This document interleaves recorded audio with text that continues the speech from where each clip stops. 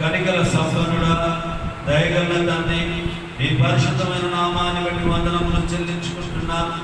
నేటి దినాన ఆదివారము ఆరాధనలో ఆత్మకూరు పట్టణంలోనైనా మీరు మమ్మల్ని అందరినీ సంఘముగా కూడి మిమ్మల్ని మహిమపరచడానికి మీరు ఇచ్చినటువంటి అవకాశాన్ని బట్టి మీకు వందనములు చెల్లిస్తూ, ఆరాధన అంతట్లో మీరే నాయకునిగా ఉండి మీ చిత్తానుసారంగా మీరు జరిగించమని, సమస్తము మీకు మర్యాదగాను మీకు అనుకూలంగాను మీ చిత్తానుసారంగా మమ్మల్ని అందరినీ వాడబడినటువంటి పాత్రలుగా మీరు మలుచుకోమని ఈ కొద్ది విన్నపములు నజరేయుడైన యేసుక్రీస్తు నామములో ప్రార్థించుచున్నాము తండ్రి, ఆమేన్.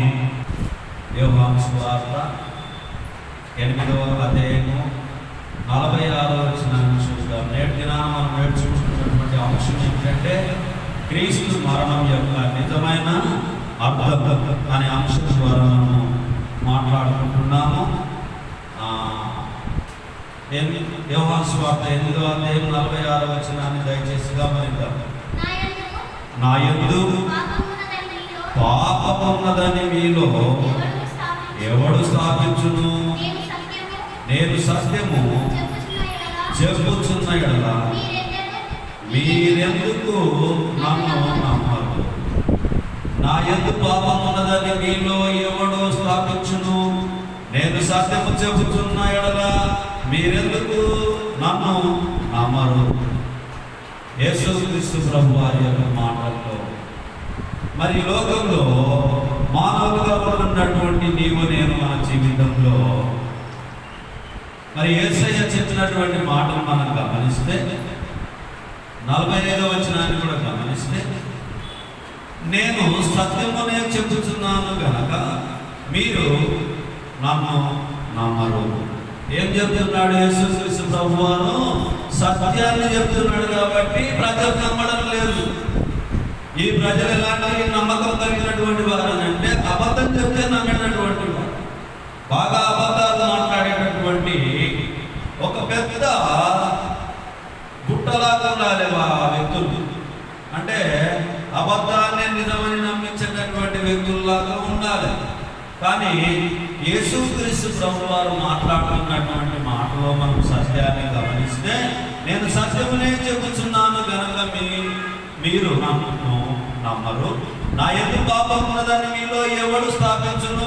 నేను సత్యము చెబుతున్న యెడల మీరెందుకు నన్ను నమ్మరు? మరి నమ్మే స్థితిలో ప్రజలు లేరు. యేసుక్రీస్తు ప్రభువారు ఈ లోకంలో ఉన్నప్పుడు మరి నమ్మే స్థితిలో యేసయ్య సత్యాన్ని చెప్పినప్పుడు నమ్మలేదు ప్రియమైనటువంటి వారు.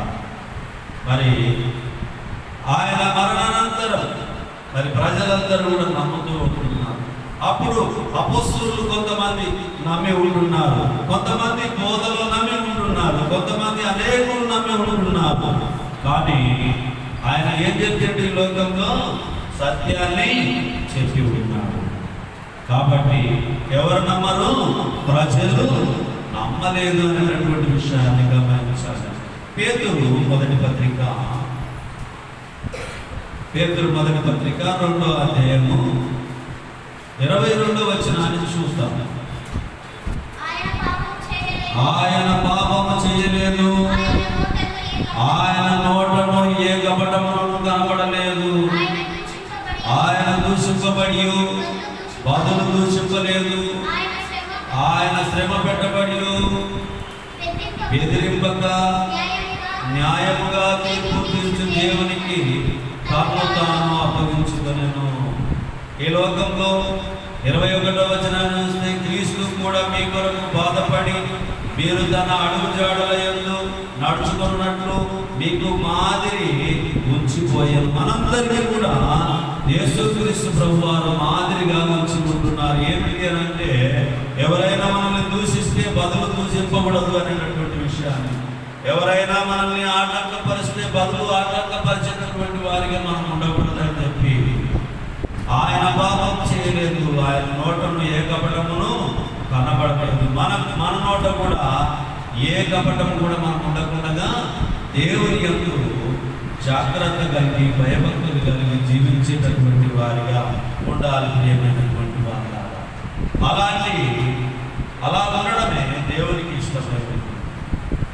మరి నీవు ఎన్ని మాటలు మాట్లాడినా ఆయన ఏం చూస్తుంటాడు? మన అంతరంగంలో ఉన్నటువంటి స్వభావాన్ని చూస్తూ ఉంటాడు. మనుషులు ఏం చూస్తుంటారు? పై వేషాన్ని మాత్రమే, పై రూపాన్ని మాత్రమే ఈ లోకంలో గమనిస్తూ ఉంటారు. కాబట్టి అంతరంగాన్ని చూస్తున్నటువంటి దేవాది దేవుని వైపు మనము చూస్తూ ముందుకు కొనసాగేటటువంటి వారిగా ఉండాలి. ప్రియమైనటువంటి వారు, యేసుక్రీస్తు ప్రభు వారి యొక్క మరణము యొక్క నిజమైన అర్థం గురించి కొన్ని విషయాలు మనం నేర్చుకుంటున్నాం.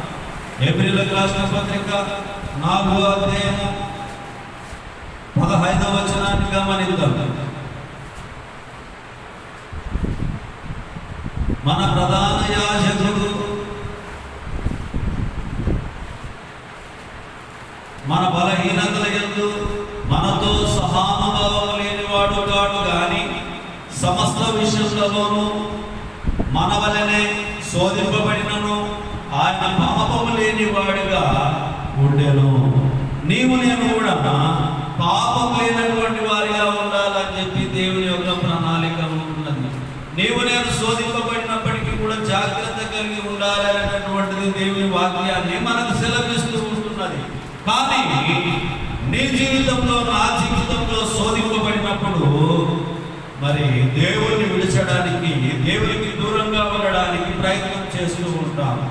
కానీ అలాంటి విశ్వాసము నిష్ప్రయోజనమైనటువంటిది అనేటటువంటిది మనము నేటి దినాన క్రీస్తు యొక్క మరణం గురించినటువంటి అర్థంలో మనం నేర్చుకుంటున్నాం. ఆయన యొక్క మరణము సాధారణమైనటువంటిది కాదు.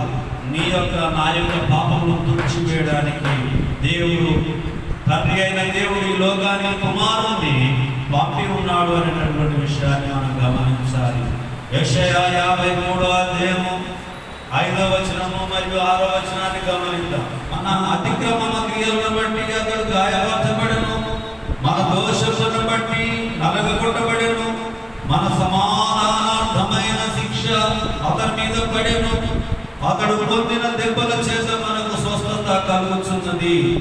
6వ వచనం, మనమందరము గొర్రెల వలె త్రోవ తప్పిపోతిమి, మనలో ప్రతి వాడును తనకిష్టమైన త్రోవకు తొలగెను, యెహోవా మన అందరి దోషమును అతని మీద మోపెను. అతడే నజరేయుడైన యేసుక్రీస్తు, అతడే తండ్రి పంపినటువంటి ఏకైక కుమారుడు.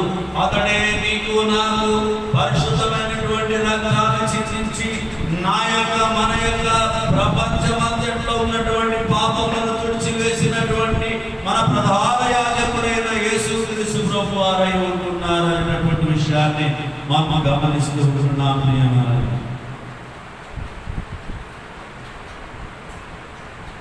గెత్సెమనే తోటలో క్రీస్తు వేదన, మానవాళి విడుదల కొరకైన ప్రార్థన. గెత్సెమనే తోటలో క్రీస్తు వేదన, మానవాళి విడుదల కొరకైన ప్రార్థన. నీ కోసమే, నా కోసమే ఆ మరణ మాత్రమ నా పాప ఫలితమే. నీ కోసము, నా కోసము ఆయన ఎంతగా తగ్గించుకున్నాడో చూడండి. ప్రియమైనటువంటి వాళ్ళ, అంతగా తగ్గించుకొని ఆయన శిలువ మరణం పొందితే మనం ఇంకా మనకి ఇష్టపచ్చినటువంటి త్రోవలో మనం తిరుగులాడితే ఇది మనకు తగ్గునా? ప్రియమైనటువంటి సంగమా, ఇది మనకు తగ్గునా? మనల్ని మనం పరిశీలన చేసుకునేటటువంటి వారిగా ఉండాలి. దేవుని మాటలు దగ్గర స్థితిలో నీవు నేను ఉంటున్నామా? జాగ్రత్త సుమా. దేవుని వాక్యంలో మనకు హెచ్చరిక చేస్తూ ఉంటున్నాయి. జాగ్రత్త, జాగ్రత్త, జాగ్రత్త. ఏమిటి అంటే దేవుని కొరకు నీవు నేను మహిమపరిచేటటువంటి కుమార్తెలు, కుమారులుగా మనం ఉండాలి. కానీ దేవునికి దూరంగా ఉండేటటువంటి వారిని దేవుడు ఎప్పుడు కూడా ఆయన ఇష్టపడలేదు. మన అతిక్రమ క్రియలను బట్టి అతడు గాయపరచబడెను, మన దోషములను బట్టి నలగొట్టబడెను, మన సమాధానార్థమైన శిక్ష అతని మీద పడెను, అతడు పొందిన దెబ్బల చేత మనకు స్వస్థత కలుగుచున్నది. మనమందరము గొర్రె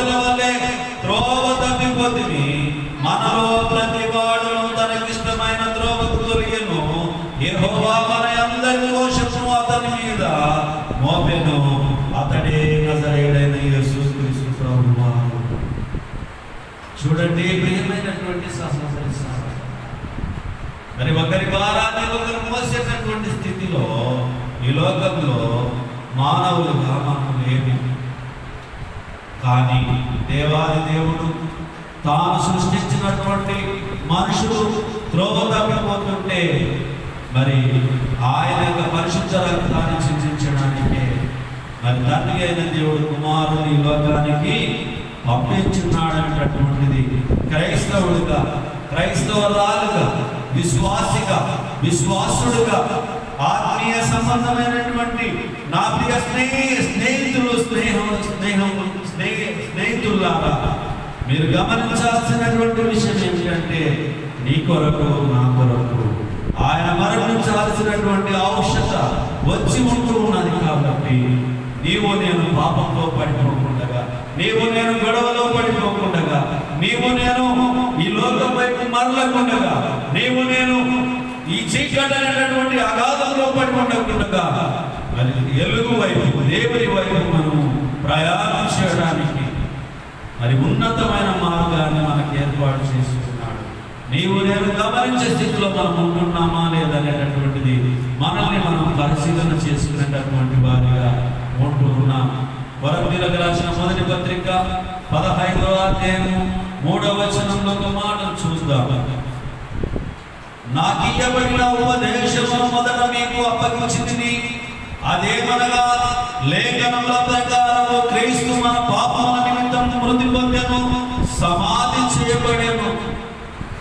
లేఖనముల ప్రకారం ఆది కాండం నుంచి ప్రకటన గ్రంథం వరకు ఆ లేఖనాలు ఎవరి వైపు మరణించబడి ఉన్నాయో, ఎవరి వరకు రాయబడి ఉన్నావో ఆయనే యేసుక్రీస్తు ప్రభువారు అనేటటువంటి విషయాన్ని, ఆయన వస్తాడు అనేటటువంటి విషయాన్ని, ఆయనను పంపిస్తారు అనేటటువంటి విషయాన్ని దేవాది దేవుడు, తండ్రి అయిన దేవుడు, కుమారుడైనటువంటి యేసుక్రీస్తు పరిశుద్ధాత్మ, ఈ ముగ్గురు కూడా తండ్రి కుమార పరిశుద్ధాత్మ ఒకటిగా ఉంటూ ఒకే నిరీక్షణ కానీ మరి మన కొరకు, నీ కొరకు, నా కొరకు మరి యేసుక్రీస్తు ప్రభువారు చనిపోవడానికి రావడానికి గల కారణము మనం గమనించే వారిగా ఉండాలి. నాకు ఇవ్వబడిన ఉపదేశమును మొదట మీకు అప్పగించింది నాదేమనగా లేఖనముల ప్రకారం క్రీస్తు మన పాపముల నిమిత్తము మృతి పొందెను,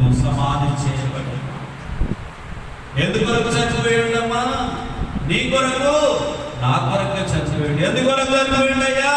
నీ కొరకు, నా కొరకు. ఆయనలో ఏ పాపం లేదు, ఆయనలో ఏ దోషం లేదు, ఆయనలో ఏ కపటం లేదు. అంతా నీలో నాలోనే ఉన్నది కపటం, అంతా నీలో నాలోనే ఉంది దోషము, అంతా నీలో నాలోనే ఉంది పాపము.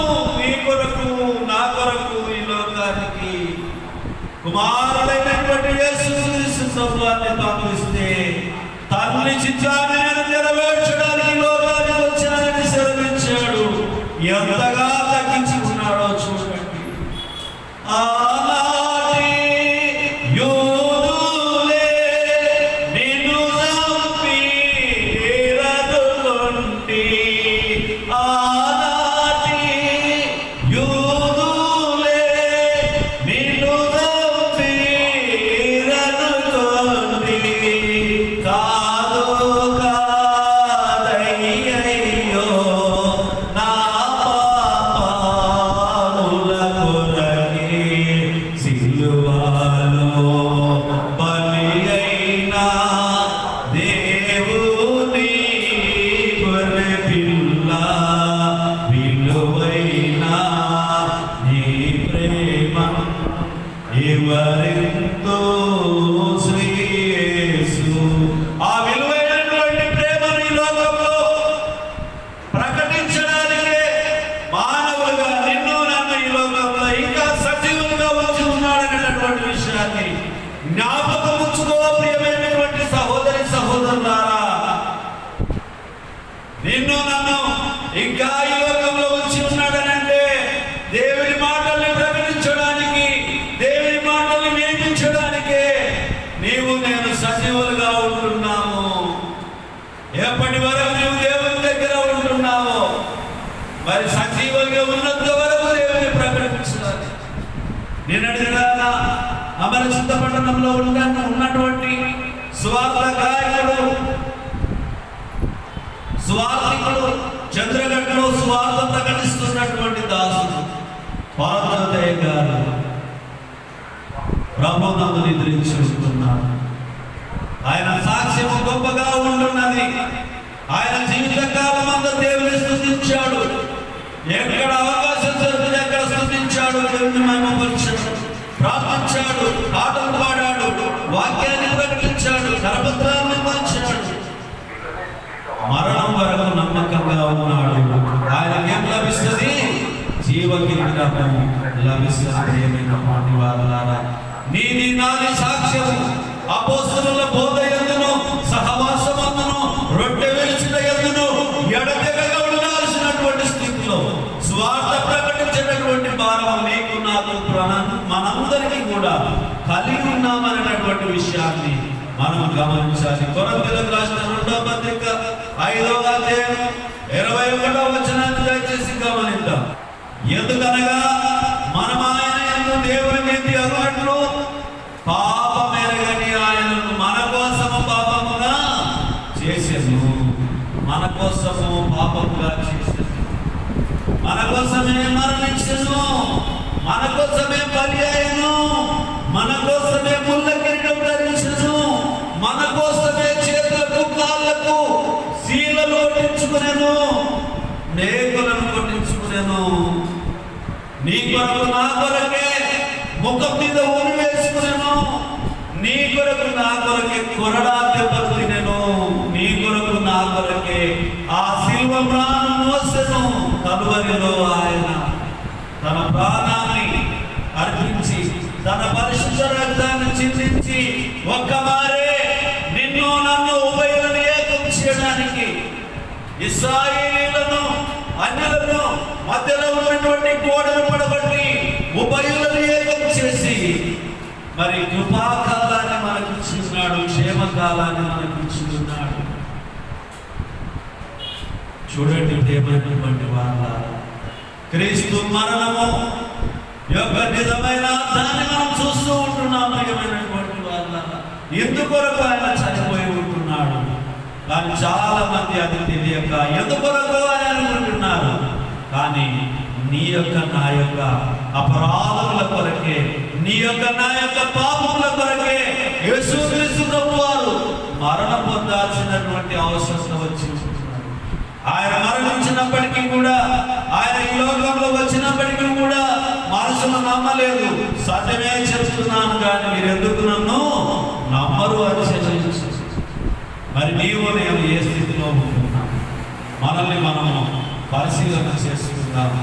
రోమిలకు రాసిన పత్రిక 5వ అధ్యాయం 8వ వచనాన్ని గమనిద్దాం. అయితే దేవుడు మన ఎడల తన ప్రేమను ఎల్లరిపరుచుచున్నాడు. ఎట్లనగా మనం ఇంకనూ పాపలమై ఉండగానే క్రీస్తు మన కొరకు చనిపోయాడు. ఇంకా మనము పాపులుగా ఉండగానే క్రీస్తు మన కొరకు చనిపోయాడు. కాబట్టి ఎవరి కొరకు చనిపోయాడని చెప్పి భ్రమపడకుండా నీ కొరకు నా కొరకే చనిపోయాడనేటటువంటి విషయాన్ని మనం తెలుసుకొని జాగ్రత్తగా బ్రతికేటటువంటి వారిగా ఉండాలి. పేతురు మొదటి పత్రిక 2వ అధ్యాయం 24వ వచనాన్ని గమనిద్దాం. మన పాపముల విషయమై చనిపోయి నీతి విషయమై జీవించినట్టు ఆయన తానే తన శరీరమందు మన పాపములను ప్రాణ మీద మోసి కొనెను. ఆయన పొందిన గాయముల చేత మీరు స్వస్థత నొందింది. ఒకవేళ మనకు ఆరోగ్య విషయంలో దేవుడు స్వస్థత అనుగ్రహించిండు అని అంటే ఆయన పొందిన దెబ్బల చేతనే మనం స్వస్థత నొంది ఉన్నామని చెప్పి నమ్మాలి. 3వ అధ్యాయం 18వ వచనాన్ని చూసుకుందాం.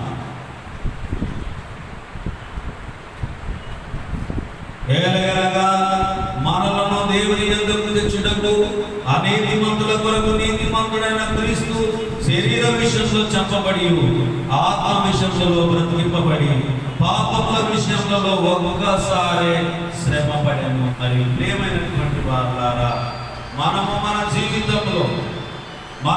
జీవితంలో జాగ్రత్త కలిగి జీవించకపోతే నీకు నాకు శిక్ష ఉంటుంది అనేటటువంటి విషయాన్ని తీర్పులోనికి రాక జ్ఞాపకంలో ఉంచుకోవాల్సిందిగా జ్ఞాపకం చేస్తున్నాం. ప్రియమైనటువంటి సహోదరులారా, నేటి దినాన మరి మనం నీవు నేను నేర్చుకున్నటువంటి మన విషయం క్రీస్తు మరణం యొక్క నిజమైన అర్థం గురించి మనం తెలుసుకున్నాం.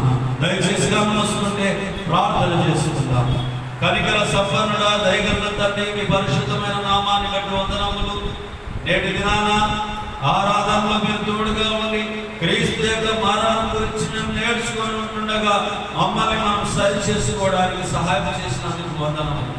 నేటి దినానైనా యాభై గ్రామంలో జ్ఞాపకార్థ కూడిక మా ప్రియులు దులెప్ప గారి గృహంలో జరుగుతుండగా తోడుగా ఉండి సహాయం చేసి సమయానుకూలంగా కలిగి వెళ్ళి ఆ యొక్క కార్యక్రమంలో పాల్గొనడానికి సూచించున్నాను. దేవుని సన్నిధికి వచ్చిన ప్రతి బిడ్డను మీరు దీవించండి. నిన్నటి దినాన బ్రహ్మను నిద్రించినటువంటి పరమజ్యోతి గారి కుటుంబాన్ని మీరు జ్ఞాపకం చేసుకోండి. నాయన కుటుంబాన్ని ఓదార్చి నెమ్మది పరచమని ప్రార్థిస్తున్నాము. భూస్థాపిత కార్యక్రమానికి వచ్చిన ప్రతి కుమారుని మీరు దీవించి ఆశీర్వదించమని ప్రార్థిస్తున్నాము. 28వ తారీఖు జ్ఞాపకార్థ కూడిక జరగనైనట్టుండగా మీ కృప చొప్పున మీ చిత్తానుసారంగా మీరు జరిగించి సహాయం చేయమని ప్రార్థిస్తున్నాం. నేటి దినాన ఆరాధనలో పాల్గొన్నటువంటి ప్రతి కుమారుని సంఘాన్ని మీరు దీవించి ఆశీర్వదించండి. అలాగనే యూట్యూబ్ ఛానల్ ద్వారా సువార్తను వింటున్నటువంటి మా ప్రియులందరినీ దీవించి ఆశీర్వదించండి. అలాగనే సహాయం చేస్తున్నటువంటి చర్చి 2 విషయంలో సహాయపడుతున్నటువంటి ప్రతి ఆస్థానాన్ని దీవించి ఆశీర్వదించండి. కానుక పెట్టడంలో కానుకని సమర్పణ చేస్తున్నటువంటి వారు, బలలో చేస్తున్నటువంటి వారు, రెగ్యులర్ గా సన్నిధికి వస్తూ దేవుని మహిమ పరుస్తున్నటువంటి వారు సమస్తము మీరు దీవించి ఆశీర్వదించండి. ఈ కొద్ది విన్నపములు మీ కుమారుడు మా ప్రాణ రక్షకుడు నజరేయుడైన యేసుక్రీస్తు నామములో బ్రతిమాలి అడిగి ప్రార్థిస్తున్నాము తండ్రి. ఆమేన్. అందరికీ వందనాలు.